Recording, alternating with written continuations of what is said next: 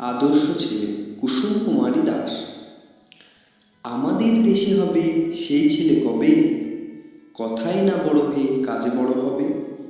মুখে হাসি বুকে বল, তেজে ভরা মন, মানুষ হইতে হবে এই তার পণ। বিপদ আসিলে কাছে হও আগুয়ার, নাই কি শরীরে তব রক্ত মাংস প্রাণ। হাত পা সবারই আছে, মিছে কেন ভয়, চেতনা রয়েছে যার সে কি পড়ে রয়। সে ছেলে কে চায় বলো, কথায় কথায় আসে যার চোখে জল, মাথা ঘুরে যায়।